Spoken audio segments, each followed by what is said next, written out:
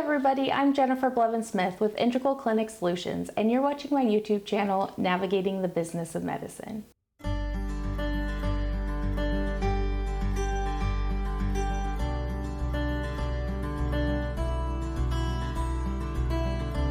Today I'm going to continue my sequence of hiring for different personnel in your office, and today I want to talk about hiring the revenue cycle management or billing staff. This is going to be a little bit different because sometimes you have a little bit different opportunities or flexibility in these positions, and I just want to talk about kind of some of my experiences with the different options and some things to think about before you decide to go with either hiring someone in-house to do it or outsourcing it to a company or your RCM service on your EHR. Now, I haven't had a ton of experience with a lot of different billing companies, but what I can tell you is I haven't had the most positive experience with billing companies who take the business and use their own software and kind of control that aspect of the business. You have to remember that your revenue cycle management or billing is the bread and butter of you to be able to continue seeing patients and to make a living. So this is a really big decision, and it takes time to make sure that you are making the right decision for your business and for you. This isn't something that should be made lightly, and you should put aside much needed time and attention to the details when it comes to hiring and deciding who will be in charge of your financials and getting paid. Having good billing staff in-house can be expensive. That is because usually you want someone who is experienced, knowledgeable, reliable, loyal, and dependable. And that does not come cheap for most places. But at the same time, it can be expensive to hire another company to do it for you or add it onto your EHR package and add their revenue cycle management side. But what people don't realize is that you're still going to need someone in-house to make sure that the people you've hired outside your clinic, whether it's a billing company or the RCM management service, to make sure that they're doing what they're supposed to be doing. So no matter what, you need to be able to have at least one person in-house who is knowledgeable about billing and the whole revenue cycle management process in your office and be your on-the-ground representative for when patients call and have questions, when your staff has questions, and also to ensure that the checks and balances are being looked at and making sure that everything and everybody is doing what they're supposed to be doing. The thing that I don't like is when billing companies, and not all of them do this, use their own software that integrates with your EHR, and they limit your access to that, or they don't give you any access to it, and they just supply you with reports and the information they think you need to know. I like transparency. I like to go in and run my own reports. I like to go in and see how long things have been sitting in certain buckets. I like to go in and look at a little bit more of the details than what they're going to provide. And a lot of that has to do with my knowledge base and my experience, but it's something that I feel, especially with private practices, that gets overlooked and kind of taken for granted because these people that you pay a lot of money to in their contract tell you what they're going to be doing for you and all this stuff, but they don't realize that you, being a smart business owner, should also have someone who's checking up on them to make sure that they're doing what they're supposed to be doing.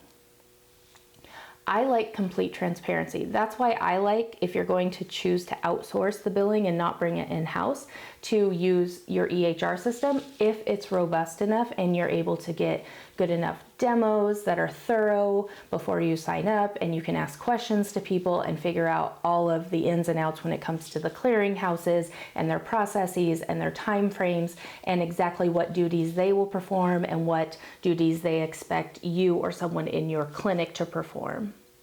All billing services and RCM services usually have some kind of caveats where they won't do something, and you're going to need someone in-house anyway doing it.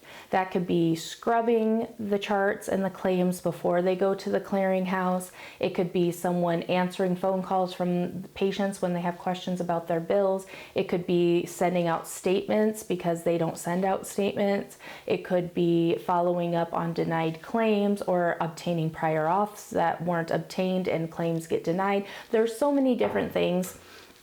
So no matter what, if you're going to pay for an outsourced billing option, you're going to need to hire someone in-house who will be able to take care of some of the things that they don't, and also know what they're doing to make sure that they are doing what they're supposed to be doing. You want to hire someone who hopefully has a little bit of knowledge in your specialty and your area, but that's not always going to be required if they have a very long history of doing claims and benefits and eligibility and coding.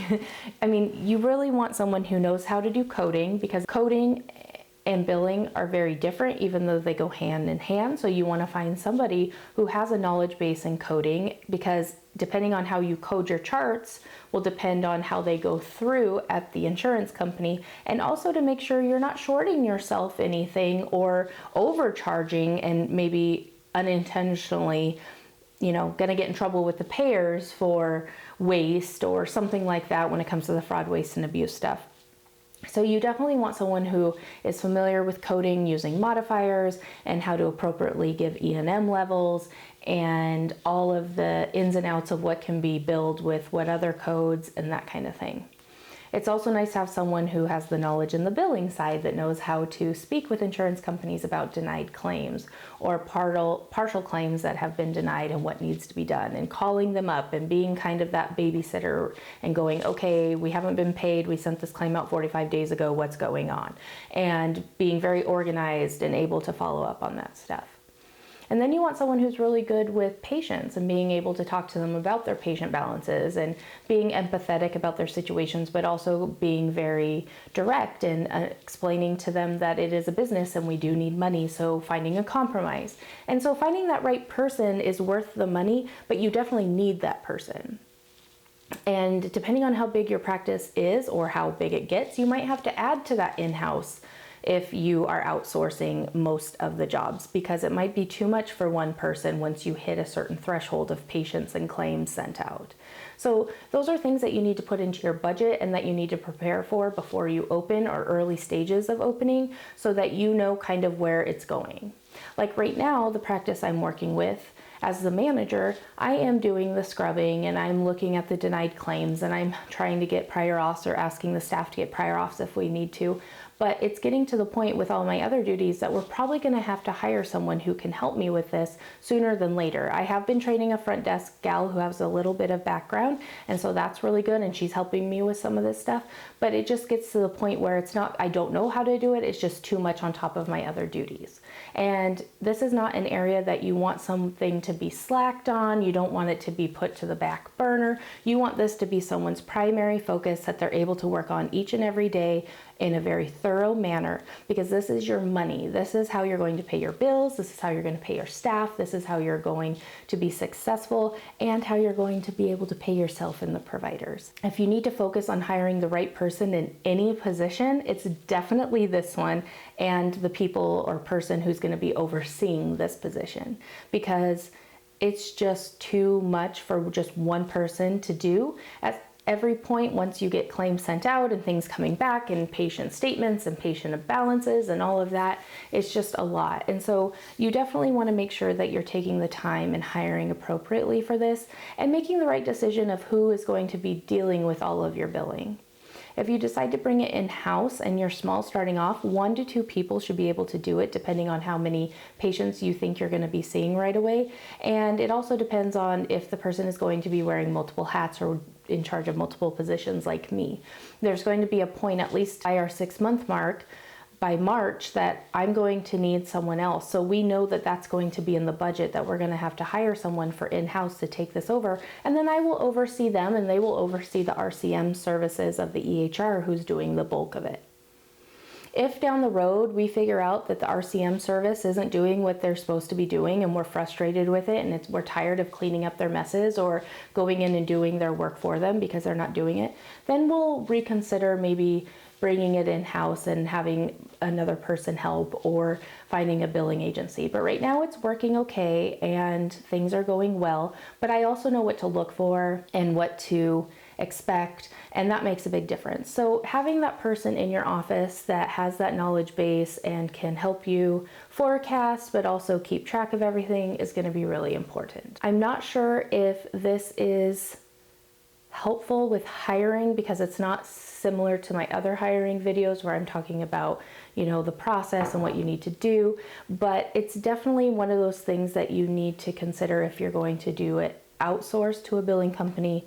Have your EHR revenue cycle management side take care of it, and then also if you want to bring it in-house. But no matter what, you need to know you need to hire for at least one person who can help oversee the entire process for the entire business.